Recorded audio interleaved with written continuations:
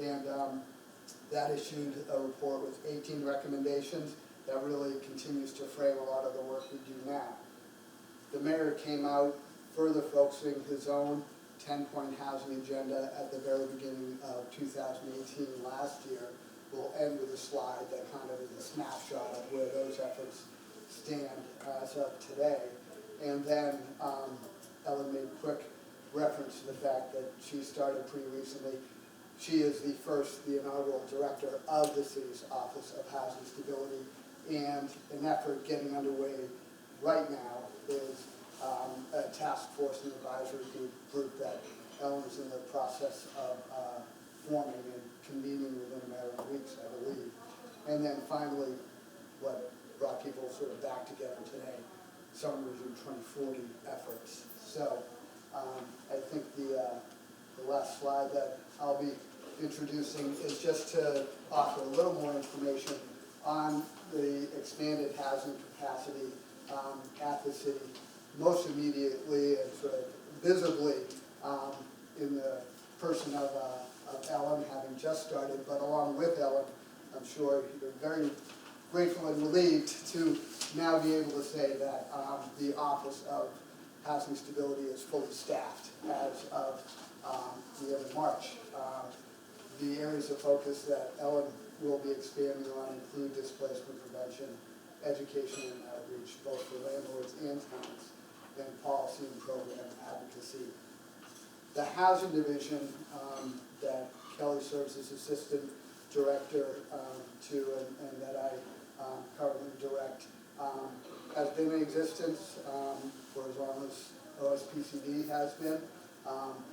Our focus historically has been on creation, preservation, and funding of affordable housing in the city, program management, and also staffing 3 housing-focused boards and commissions.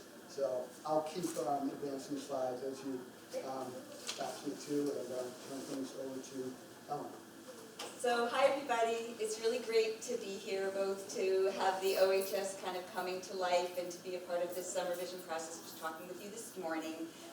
Want to tell you both a little bit about what we're doing now and about some of our priorities. What I did want to say is the way that OHS is envisioned is really to be, it's really to be a 2-part strategy, right? One is dealing with the very real crises that are before us every day as people are threatened with displacement or people are already homeless and need new places to live. And at the same time that we're kind of trying to help people, we're really trying to look at longer range solutions. Everybody knows how hard this problem is. Everybody knows there's no one single solution to the housing crisis that we face, but to really come together as a city to see how we can best direct our resources and our energy to longer term solutions. So, on what we're doing now, we provide information and workshops for landlords and tenants. And I do just want to say that is also staff. That's for anybody that has a housing question. And one way we want it to be different is that we want to have as few barriers as possible getting to our office. So there is no income limit. And as all of you know, housing issues are affecting people at higher and higher income levels all the time, unfortunately.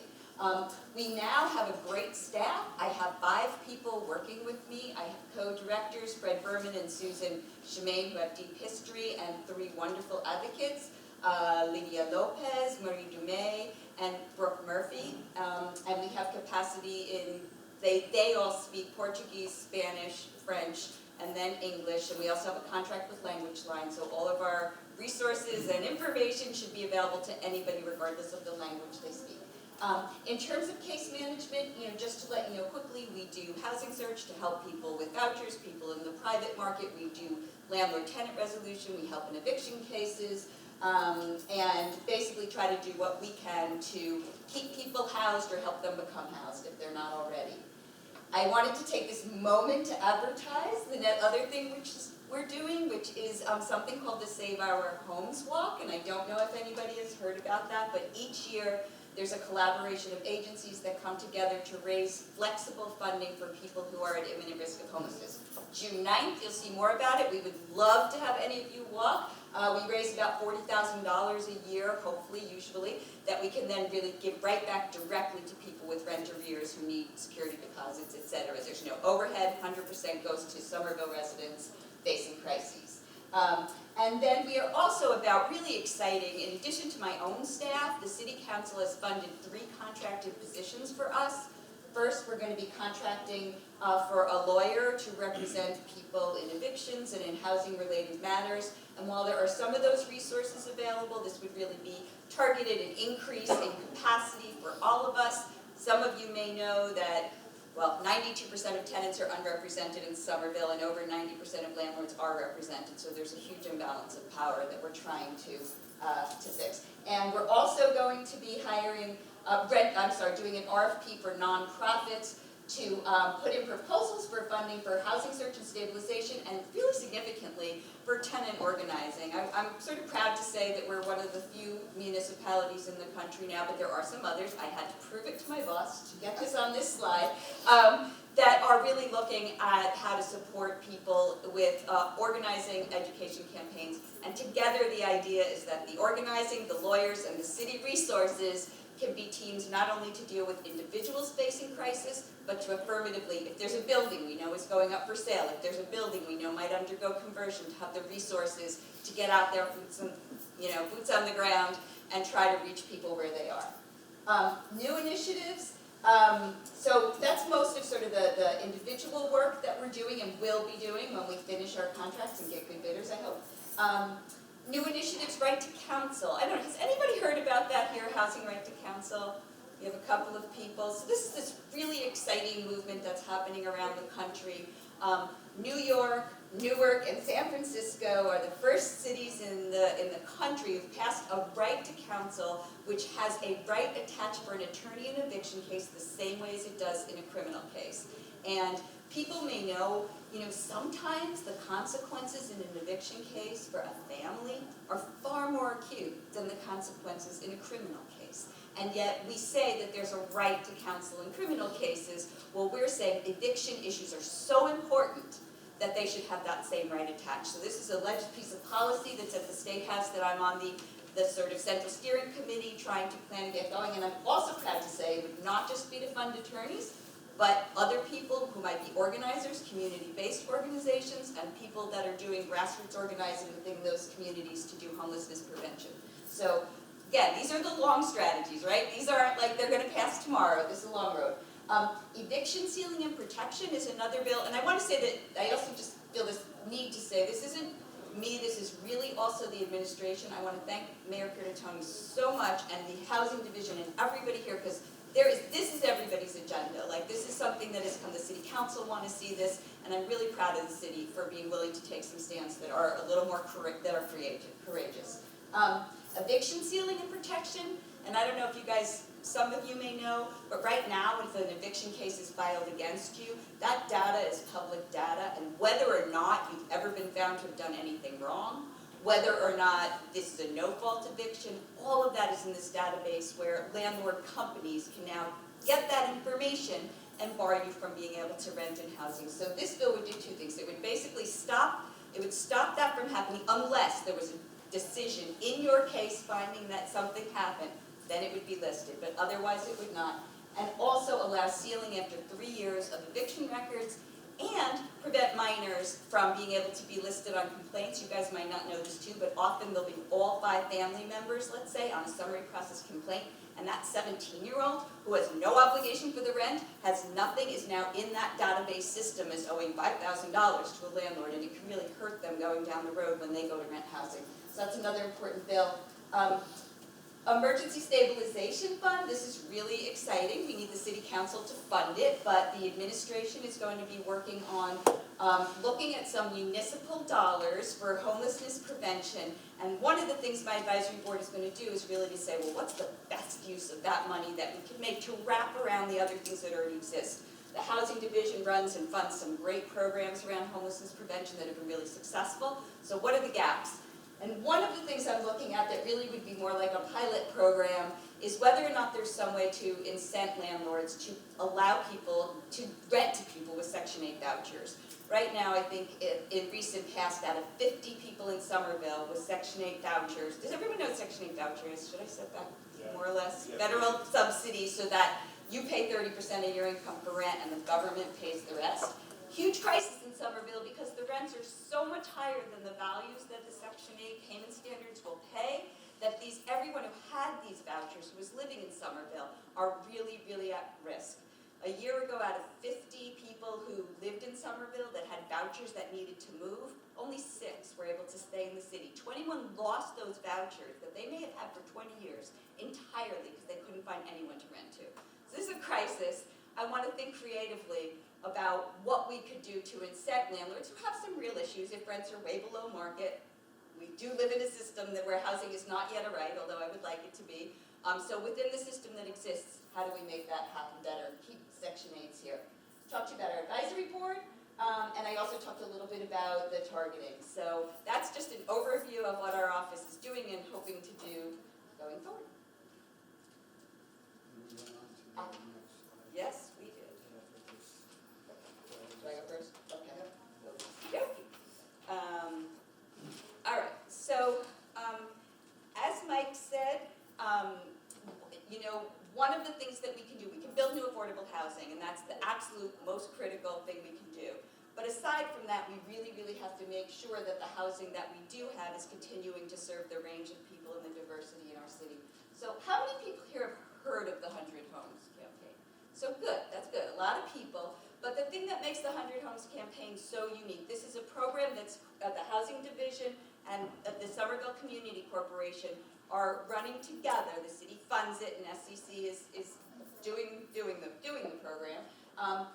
Instead of it buys up properties on the private market, paying market rates for them generally, to try to stabilize the people that are already living there in their homes. And this is a really, it's a pretty innovative project. This means they're managing housing all over the city in different places, and that's hard to do, and it's expensive, and many CDCs will not take that on. But the City of Somerville and SCC have decided to do this. And the thing that is really important to me is, together as a community, we set priorities, and we made sure that people with kids in the Somerville school, people facing that are facing displacement, and people who've gotten notice to quits, rent increases, that those people are prioritized for access to those 100 Homes units. Condo conversion, I don't know how many people heard this, but we just passed a new ordinance on March 27th, which is a huge change from where we were before. Just 3 highlights from what has changed in this condo conversion ordinance for tenants is that tenants who are elderly, disabled, or lower moderate income will now have up to 7 years before they can be evicted for the purpose of that unit being sold for condominiums, to enable them actually to get through these really long wait lists that we have, and to basically have the opportunity to really transition into other affordable housing if they have to leave their homes in the first place. I won't take more time on that. A lot of other good things happening in that condo bill, including up to $10,000 in moving expenses, which is really important. Short-term rental, none of us worked a ton. Did you want to? No, neither. Okay, so none of us worked a ton specifically on the short-term rental policy, but I think you all know that the policy is trying to limit the impact that Airbnb and places like Airbnb have on removing things from the rental stock. That's pending. There's going to be a couple more hearings on it before it's passed. If anyone is interested, go to those hearings. I think it's a really good program and is going to help in terms of anti-displacement efforts. And expiring use, this is also a collaboration that the city and OHS have been working on together, which is really trying to identify those subsidized buildings where protections are going to expire, affordability protections are going to expire, in order to try to intervene to see if we can keep those units there and keep that housing affordable, and even in the worst case, if we can, to protect the people that live there, and to make sure that they get the vouchers they're entitled to remain in place. Okay, and I think that's up to. Yeah, and I'm going to tell you a little bit about what we're doing now, a few of our programs. Has anyone heard of the Somerville Energy Efficiency Now program, known as SEEN? So maybe one of you. So really, that is a collaborative effort between the Housing Division and the Office of Sustainability and the Environment to help Somerville reduce greenhouse gas emissions, adaptation on energy uses, and to really achieve some equity goals. It's a nationally recognized program. There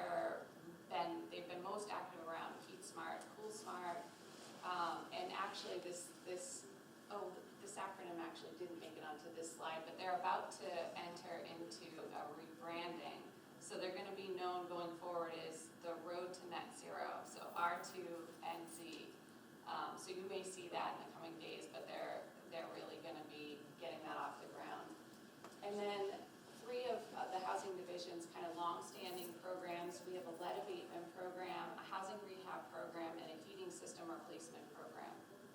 We receive funding from the U.S. Department of Housing and Urban Development in order to run these programs. It is based on income eligibility, but I just want to highlight a few areas that you may be less familiar with. So for the lead abatement, it's a 3-year forgivable loan. We freeze the rent in the first year, and then for the second and third year, the landlord is only able to adjust it up by the annual adjustment factor put out by HUD, which is a little over 1%. So it's one way to kind of help temper rents while the loan is outstanding. And then for our rehab program, that is a 0% interest deferred payment loan. It's not due until a homeowner goes to sell or transfer their property. And the good thing about that is that there are rent restrictions in place for the life of that loan. So for as long as that loan is outstanding, landlords can only limit their rent to the HUD's FMR. So it's a lot, it's recently increased, but it's still a lot lower than what you're seeing for rents around here. So it's a really great way for us to try to improve the housing stock while also create some affordability while that loan is outstanding. And then the heating system grant, just to note, that one doesn't have affordability restrictions. It is based on income eligibility, but because it's the landlord, the owner's heating system, there isn't any rent limits attached to that. As we go to the next slide that Ellen is going to cover, I just note that we're getting into a little more detail, which than our time estimates initially projected. So I think we have about a half hour left. Is that right, Victor, till 2:15? Yep.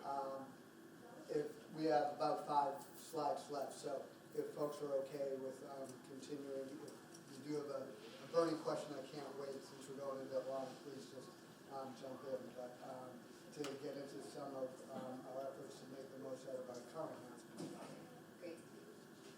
I'm torn between talking too fast so you can't follow me and knowing we're behind time. So in terms of these, again, are policy and program initiatives to help make use of our current housing stock and keep it as affordable as possible for folks. So another thing that we're working on is legislation called the right of first refusal, which, if passed, would give tenants or essentially tenant cooperatives an opportunity to purchase their unit, their buildings as a whole when they go on sale. And one of the things that's especially important about this, because many tenants can't afford necessarily to purchase their buildings when they go on sale, is that there could be a designee like a nonprofit that might be able to step in and to do that purchase. This is again legislation pending at the State House. Programs to match students with elderly residents. You'll sometimes hear the word here Nesterly, which is one company that does this, but it essentially tries to match seniors who might need some help with things around the house and use that to pair with perhaps a student or not a student, somebody who needs housing, and to try to bring folks together to better utilize that housing, help the seniors and help the person who is in need of housing as a match. Another issue, this is something that's been raised by the City Council, we don't know if it will come up as a priority, is whether or not there could be a vacancy fee, so that if units are being warehoused and kept open, that there could be a fee charged to the landlords. This has mostly come up around sort of the foreign investors who invest units, and you might have seen some articles in the paper, not as much in Somerville as like in Boston, but that there are sometimes warehousing units where it's a place to safely park your money whether or not anybody's actually living there. So thinking about whether there's a policy we can do to kind of prevent that behavior. And I'd already talked about this last one, so the thought about incentives for landlords to accept vouchers or limit rent increases. All right, I think I just have the first one of these and then I'm done. So creating new affordable housing. So people may that the Somerville City Council passed something called a real estate transfer fee. Unfortunately, right now, when Somerville wants to do something that changes landlord-tenant law or changes taxes, they need permission from the state legislature. And that is a huge barrier to us moving forward really aggressively around landlord-tenant rights. The real estate transfer fee, there's two things funding at the State House. One is a petition called Home Rule, which is asking the legislature to allow Somerville to enact this fee, which would place a fee on real estate transactions. It would exempt owner-occupied, so owner-occupant housing, so it would really only apply if there are landlords or investors, not people who are selling their own triple-decker that they live in. So that home rule is pending at the State House, where we're asking for permission for Somerville to do this. And there's also enabling legislation, and enabling legislation is a bill that says to all the cities and towns in the Commonwealth, you have permission to do this should you choose to do so. And I have been very active in trying to form a coalition that is statewide so that we really could have more. We're not going to get the home rule passed if we don't have a lot of political momentum. It didn't get passed last year. We need to be organizing statewide. This is a vehicle for doing it. We estimate that if we had a real estate transfer fee in Somerville, it would raise approximately, with the exemption for owner occupants, about $5 to $6 million a year, which can be used to leverage additional funds. That would be really significant. So we hope that we can get you involved in that. We need lobbying, etc. Jess? I'm working with Michael Kane, who is trying to get it through Boston right now. Boston needs one, and I guess the funds that would be generated just in 1 year from their real estate, if they had a fee, was like, it's like 50 million, 100 million. It's over 100 million. Towards affordable housing, so that's excellent. That's really important, and this is the last thing I'll say, because I know we're running out of time, is that Cambridge is putting in a home rule and Boston has one, but Boston and Cambridge have a lot more expensive real estate than we do. So what works for them doesn't necessarily work for us, because for instance, they're looking at only putting fees on transactions, in some cases over like $2 million. For Somerville, that wouldn't do it for us. It really is important, though, that different cities and towns are coming together and saying, we each need to be able to do what works for us in our community, and that's like what the Enabling Act is all about. So we're really grateful that Boston is doing this, Cambridge, us, Nantucket, and Provincetown has been trying, Nantucket and, I can't remember which other one, have been trying to do a transfer fee for 10 years, and it never got passed, but now there's really new momentum around the state and in the urban cores to do this. So on to inclusionary zoning, which is a personal favorite of mine, is something I work on a lot during the day. Has anybody heard of it before? So with inclusionary zoning, if a developer is coming in and doing a rental development or a home ownership development, it requires if they're building a certain number of units that we get a percentage designated as affordable. And prior to May 9th, 2016, it used to be if they built 8 or more units, 12.5% were designated as affordable. After May 9th, 2016, we increased it. So we stepped it down in terms of if they're building 6 or 7 units, they now have to make a fractional payment for those units. And then once they hit 8, they have to start making a certain percentage affordable. So 8 to 17 is 17.5%, 18 and over is 20%. This is huge. We're one of the largest in terms of that designation of affordability under inclusionary. So it's really exciting. The other thing I want to mention with that change after May 9th, 2016, is that we added a third tier of affordability. So on rental, it's now 50, 80, and then 110%. And on home ownership, it's 80, 110, and 140%. So that third tier comes on at the 5th affordable unit that a developer is providing on site. So it's really exciting. I just want to say too about inclusionary, it is one tool in the toolbox. We understand it's not necessarily affordable for everybody. It's an important tool though.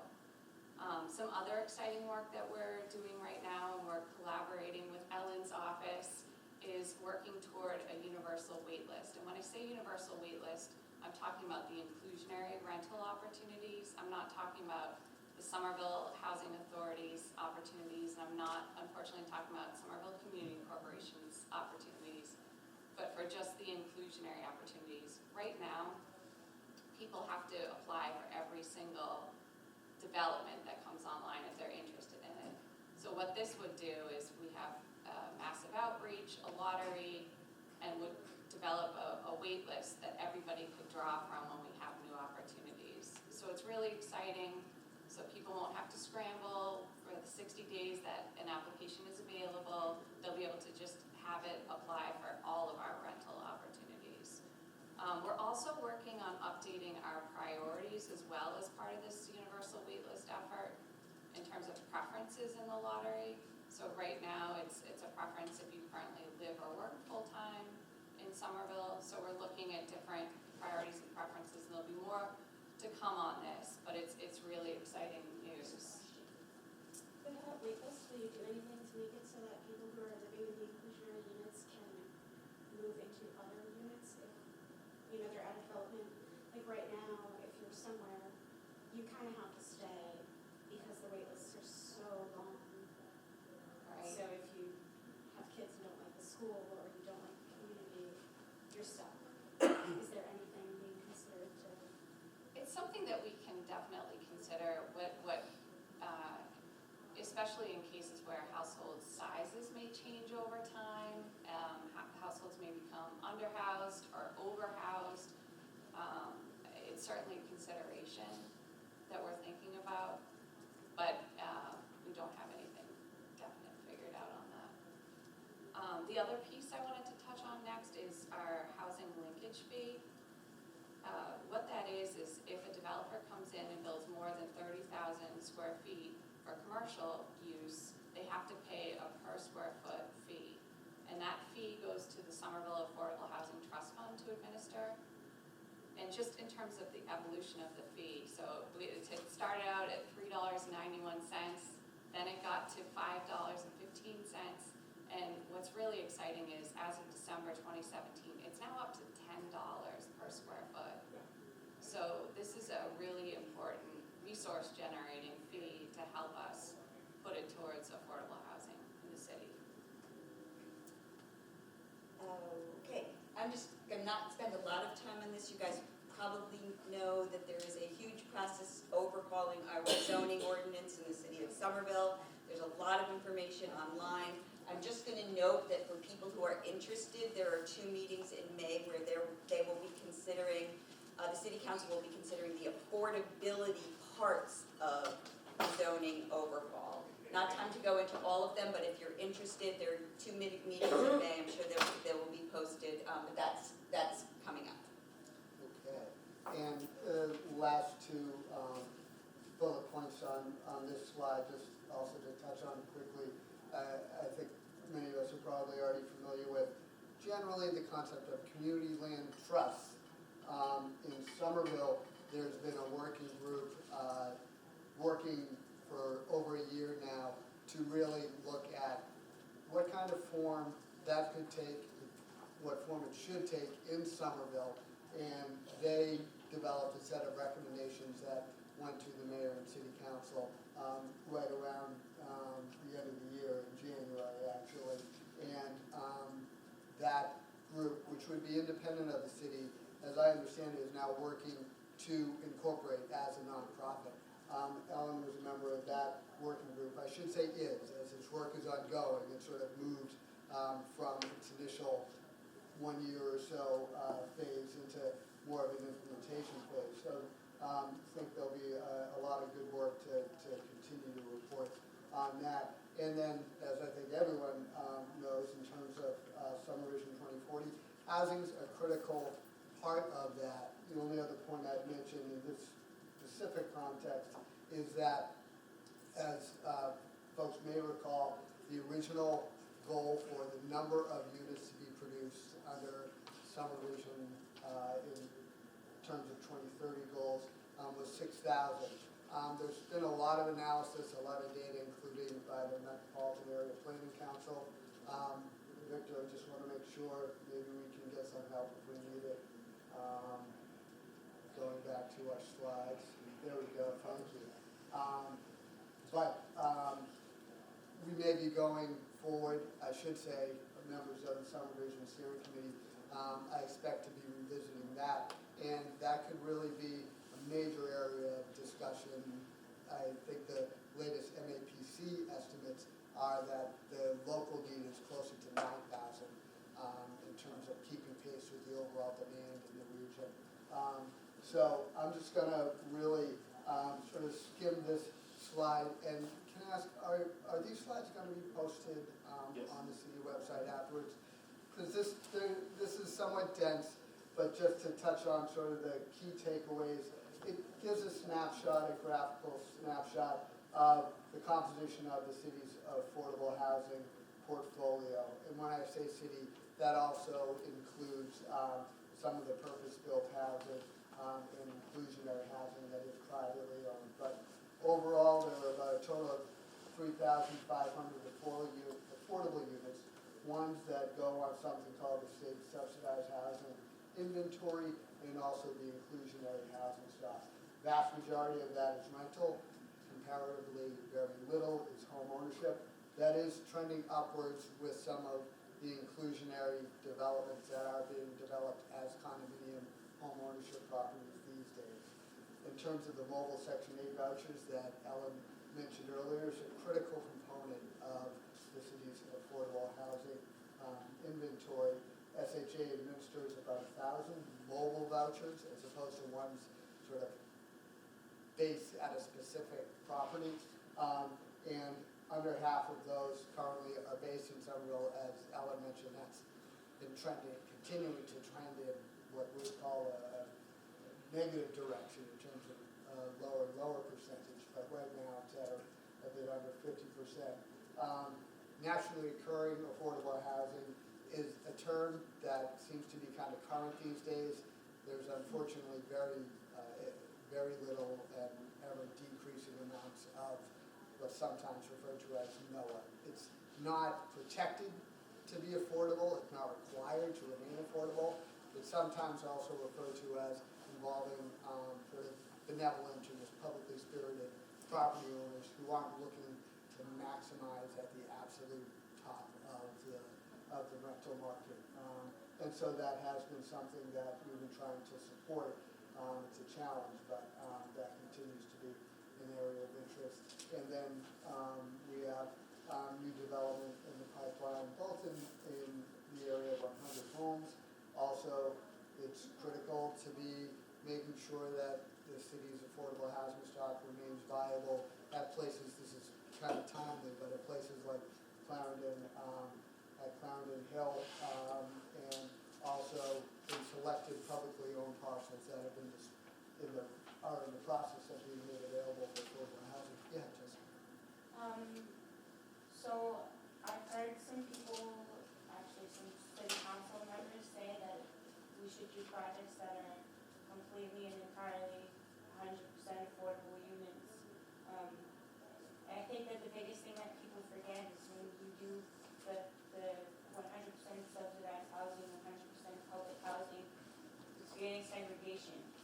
So for Clarendon, there was kind of the argument of, should we have this type of unit, should we have this type of unit, should we not have any market rate units, should we have all public units, or should we do some Section 8? And at the end, we decided to do a combination of, it's literally kind of like every single type that you can imagine. So right now, it's all public housing, and so it's us being neighbors stuck in a corner of a block that's all public housing. I want to live next to different types of life and different types of neighbors and different types of people. And although we have different types of backgrounds, we all are low income. So like this picture, I'm looking at it and it just kind of shows me like diversity is great, affordable units are great, but at the same time, like you have to be aware of the type of segregation that you're causing as well. Thank you. And so I think the last couple of slides are focused on inclusionary housing, which Kelly oversees along with a lot of So on inclusionary, we had 194 units between 1994 and 2016. Since 2016, we've added another 62 units. And right now, our current breakout is we have 178 rental units and 78 homeownership units, for a total of 256 currently. And when we're counting units, we're counting them once they've been completed and we've had the initial lease up or the initial sale. So the other big takeaway from this chart is you can really see our program has grown kind of exponentially. Most of our growth, as you can see from this chart, really kind of started in 2010 and has continued on an upward trend. We've had a lot of larger projects. That immediate growth in 2013, that was really through Maxwell's Green. We have 24 affordable rental units there, 1 affordable homeownership unit. And then we've had a lot of larger projects coming through the pipeline. We've got 56 affordable rental units at Assembly with Avalon Bay. We have another 56 affordable units that we're currently filling through Federal Realty at Assembly. So we've had a lot of larger projects coming through recently. But it's just to say that really it's only been in the more recent past where the program has really grown and we've really been able to add more units. Have you been able to study anything in terms of the loss of, not publicly subsidized affordability? Because to me, that's the, as somebody that's kind of lived in Somerville off and on since 1975, it's like there was a lot of just general affordability, and now it's like it's like unless you've already owned or lived in Somerville and have a stability of a landlord who's going to say, yeah, I don't need to raise the rent because I've owned the place for a long time, and I don't have, that's not what renting is about to me. It seems to me that we've probably lost a lot of affordable housing, and just, I feel like, I don't know if that to me that's a huge, that's a big elephant in the living room. So I just wanted to see if you've done, has there been any study of Right, where are we right. with overall affordability? As I start responding to that, I think Kelly and may want to also comment, but it lends itself to sort of the ongoing areas of research that are key and that are covered in the way. The fundamental challenge, I think you touched on it really, with that is a form of naturally occurring affordable housing, or was, quite frankly. The challenge in terms of tracking that in any rigorous way is, it is by virtue of, an individual private owner who may have a long-term relationship with a household or two or more in a given property. There is no requirement for that to be publicly reported, unlike units that are subsidized where, there are public resources involved. We have a way to get at that data. It is much more anecdotal for precisely that reason, that it is a private transaction. But I didn't know if anyone else wanted to comment further on that. I mean, we'll touch on the housing needs assessment a little bit, which does look at the percentage of people that are rent burdened, and that has been skyrocketing. And I will just say that at Legal Services, where I was for the last 30 years, the problem has so accelerated. It's all around generational change, right? As old landlords have had real relationships with people, as they pass on and the younger generation doesn't feel that same connection, it isn't as indebted. As prices rise and more people want to sell out and move to the suburbs in their big house because they get an opportunity. Unfortunately, the pace of those changes is really dramatic, and the increase in rent burden for everybody is dramatic. And unfortunately now we're really looking at needing subsidies to make housing affordable. We need what is called affordable housing because there's so little of that naturally occurring housing left. That is not true in other parts of the state, as you may know, where there still is stock of affordable housing that doesn't require government or other dollars. So. And did we have a follow-on on that? Well, it's relevant. The question I had was, we have all these new developments going on. I drive around Somerville and there's stuff popping up all over the place, and I see that it's in response to the to regional demand. And I'll have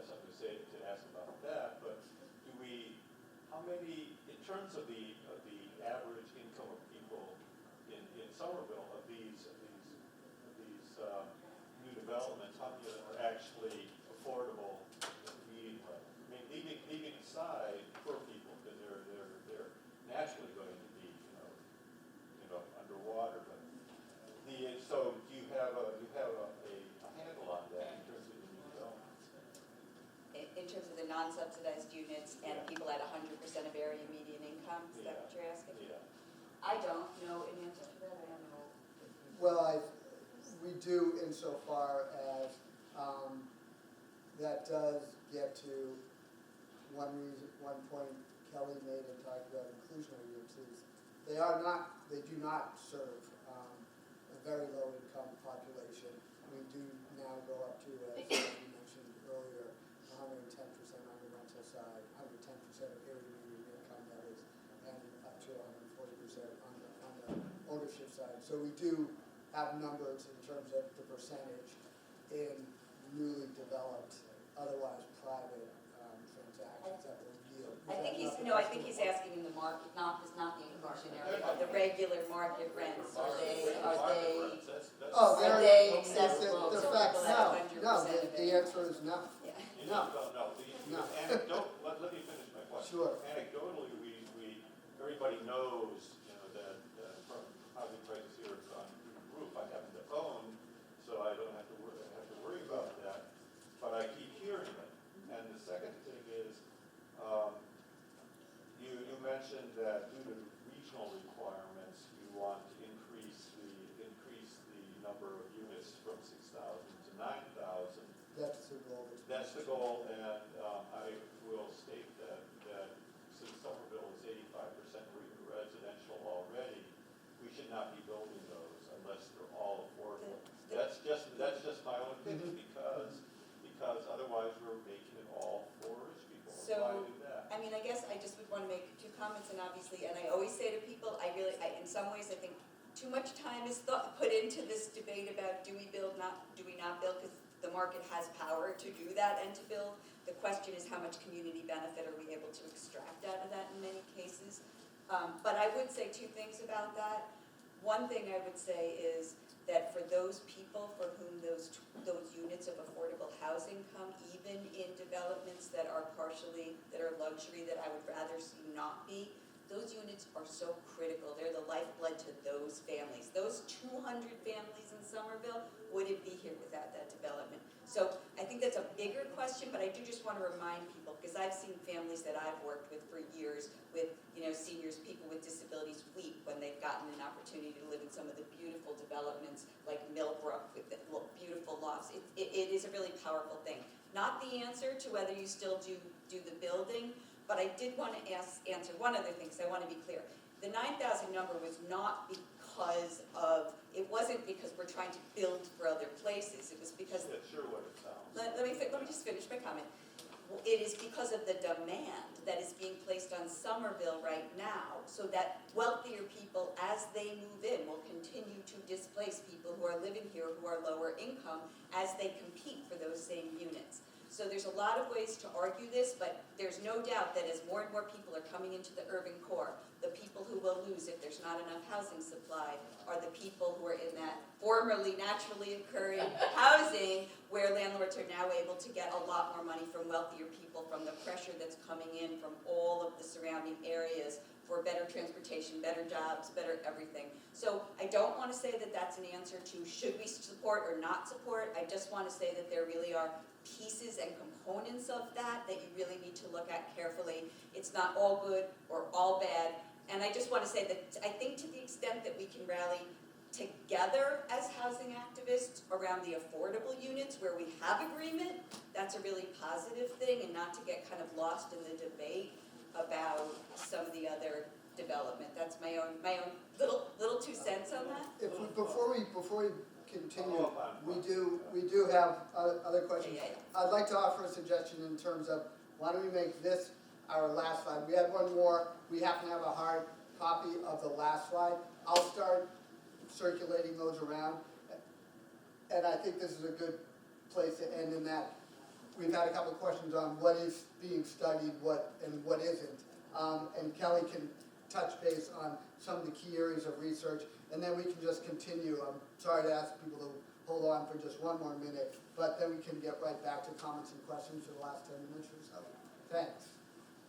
So, as the title says, research is key, and we're doing so much right now. All of the bullets that you see on this page are all ongoing, with the exception of the last bullet, which is something that we hope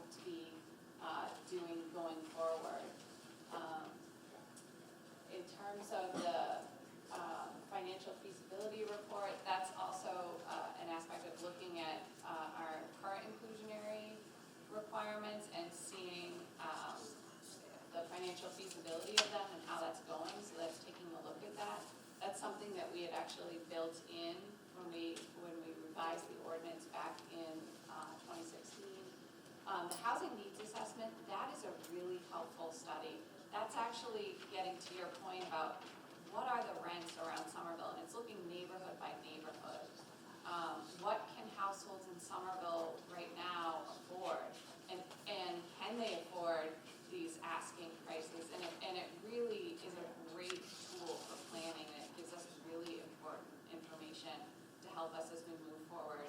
So that kind of gets to some of your point about, like, well, what are the rents? Are we able to kind of get a sense of how things are going and what is or is not affordable for households in Somerville? And we do that every 3 to 5 years. Nicely go because my kids are getting out of school, but I just wanted to say that I think that this is awesome, and I'm thankful that, you know, we have a housing department now, because I feel like this is just, it's gonna bring good things to people who have not really had a voice, and I think it's excellent.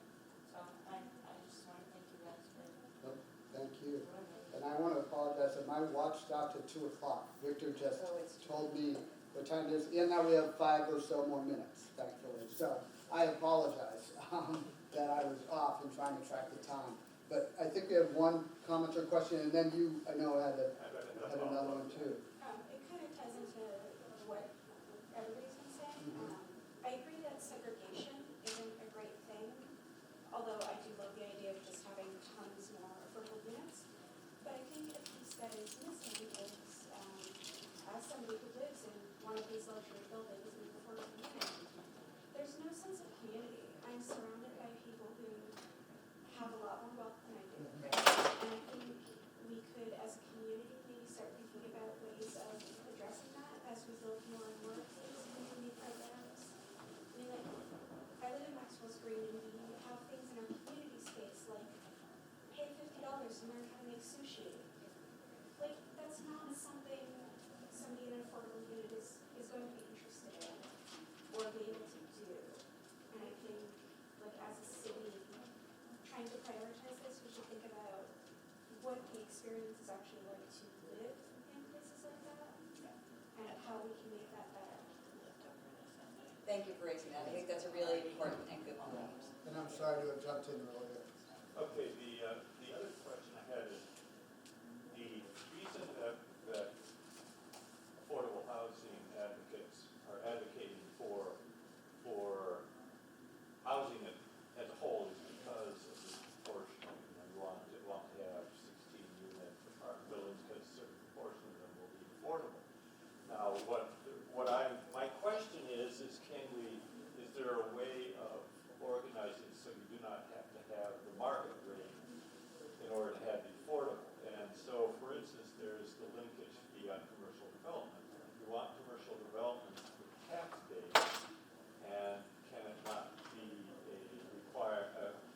an increased linkage fee so that we can just stop doing the affordable residential for a while and build affordable from the linkage fees of the commercial? I'm just bringing that up because it looks to me, sort of plausible to me at least, that might be a way to move forward.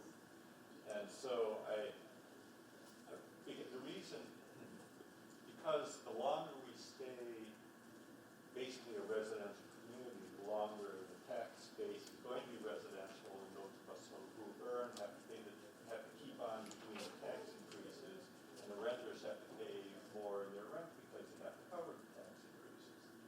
So really, I'm trying to find a way to get out of the trap. It's got to be residential because the market wants it.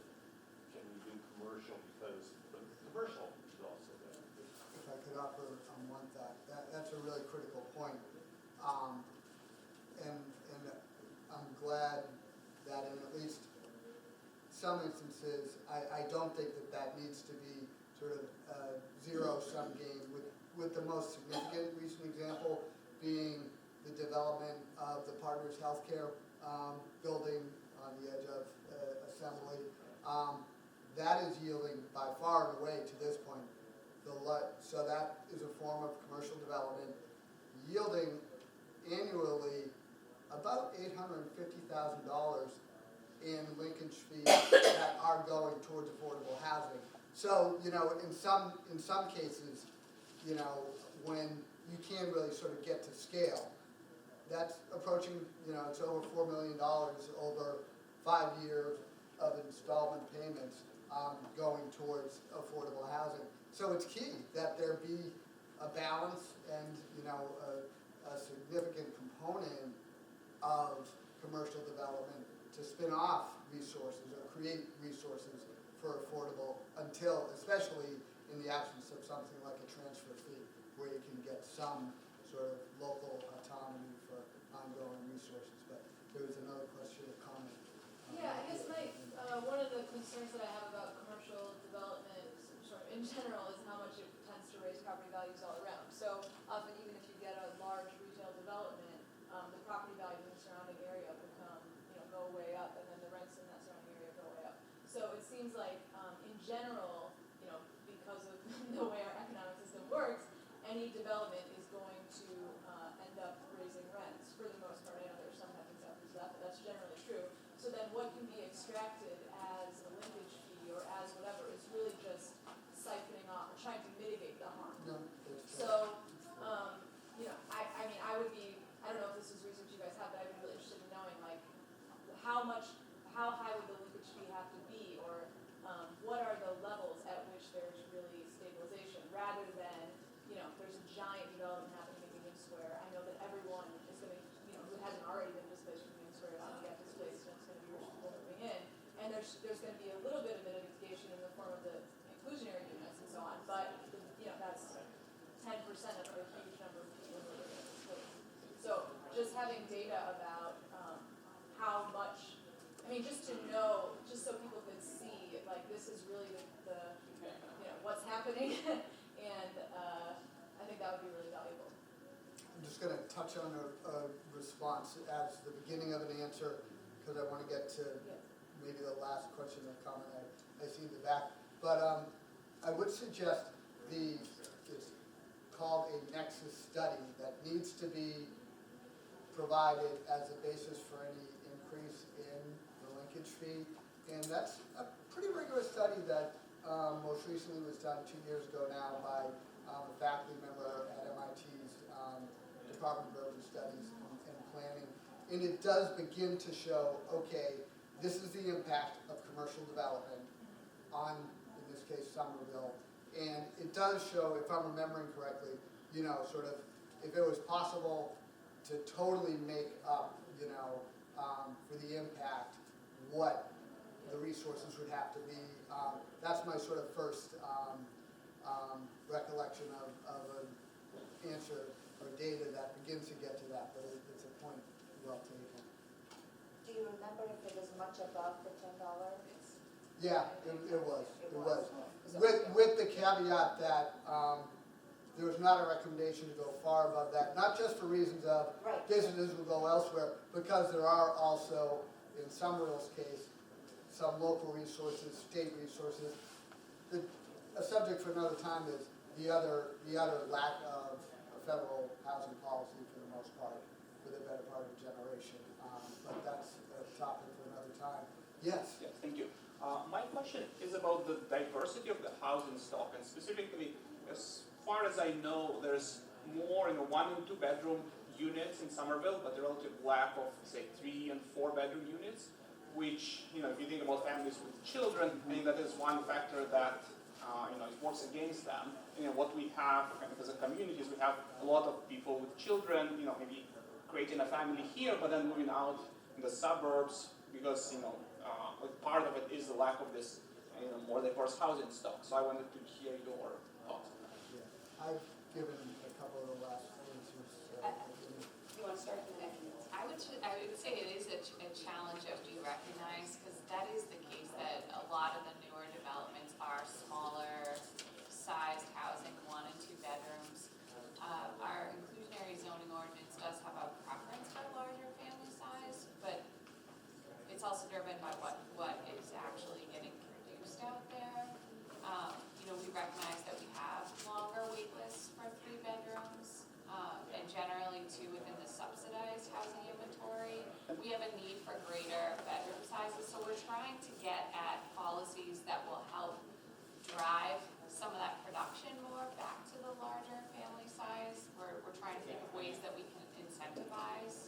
that, Yeah, and I'm not talking necessarily about, I'm not talking necessarily about the affordable units in this case, but it would be maybe market rate.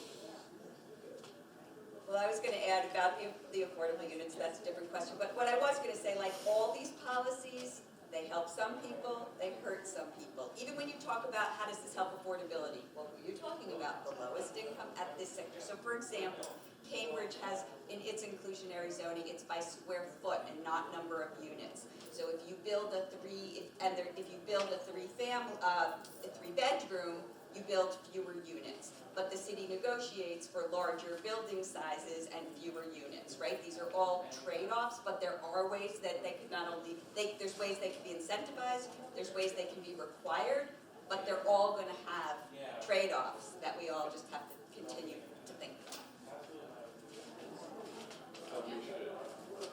This was a topic for our summer supper that my family hosted. We talked about housing. We talked about that issue. Actually had a lot of conversation about the fact that, like, talking about how decades ago families had a lot more kids and they were in the same units. That's true. And what is it today that we're like, oh, our kids have to have separate bedrooms? I mean, this wasn't the way. There were like 5 children in the same house that has 2 children today. And we all recognize this is a trade-off. We like living in Somerville. If we wanted a yard and a bedroom and a bath for each child, then we would live in New Hampshire. And so, obviously, everyone has their preferences, but we found it interesting and somewhat intractable that, yes, people are being pushed out because they don't have enough space, but that wasn't necessarily the case in the past. And I was getting the signal, I think, that we're a bit past time. I'll stick around for another minute before I need to get going. And I'm sure we're glad to provide our colleagues if anyone did have follow-up questions or wanted or comments that we wanted to make today. So thank you. Thank you, everybody, for coming.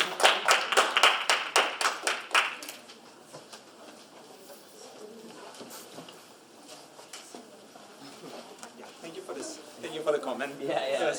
No, that's a fair observation. But I guess my immediate thought is that people's preferences change over time. Sure, and I get that. And I have that preference too. I'm not saying I'm not immune to it. So, I think it's also, I guess in my mind, it's part of what is the kind of community we want to be in the future, right? Because we have, and it's fascinating. I was looking at the different statistics, and our population looks like this, with a peak in the 25 to 34 and fewer, so not representative of the average population. And one could make the case that if people come here as young professionals, and then they stay here in families and stay, that is good for the community. It's a continuity rather than having this circulation. So I guess it's just a more fundamental question of what is the vision for the community. That's the responsibility. One thing I agree. I think we talk about the density and living in more than place than but what I see is people, whether we like it or not, want a bedroom